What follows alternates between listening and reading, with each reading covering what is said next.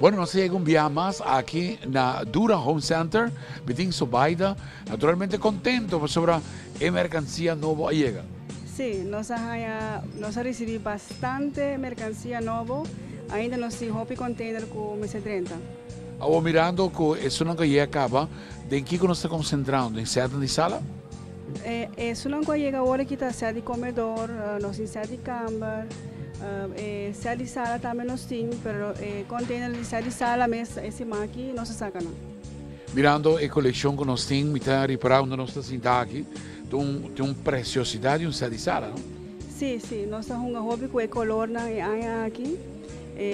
Nós temos de color marrom, beige, chinichi. Então, nós estamos jogando bastante com o color. Yeah. E também estilo, não, sobre mim, mira, aqui na maneira tem um sofá para estar acompanhado com pida de ainda adicional, não? Sim, mas nós trabalhamos duro, só nós em casa, nós que tiramos curva de um sofá, sentimos cômodo. Mas aí também está muito importante, para hora que você escolhe bons muebles, não? Você escolhe também para a comunidade. So, Vaida, você aqui está bonita, com impressionante a noite, está set de comedor. Está sacado palo, então, onde você mira uma bonita tela. Sim.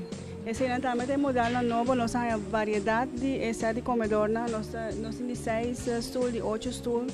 É toque moderno. Sim.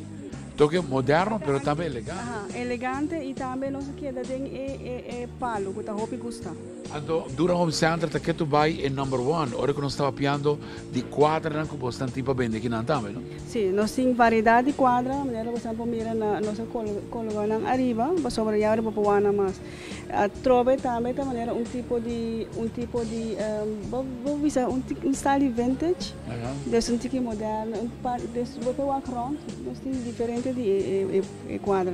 Praticamente chega para aqui me seguro que vou lá para o coração. Mas sobre a variação está assim na grande, sem papia ainda de lo que está, lo que nós conhecemos como decoração de Páscoa, de carçom, de casco. Tudo é cônico tem. Sim, nós temos variedade bastante grande de adorno para Páscoa. Para kerstboom também, nós temos quantidade grande, dus chega.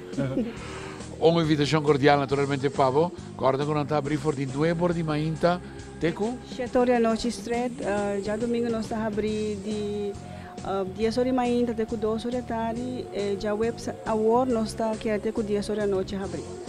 Me te invitavo cordialmente para você chegar, você não me suaque, sobre variação da grande, e qualidade única e preço e condição está na boa disposição. Então, me guardava aqui na Dura Home Center, para me suaque de lo que a mim porta disfrutando de no momento aqui. Danke, Sobaida.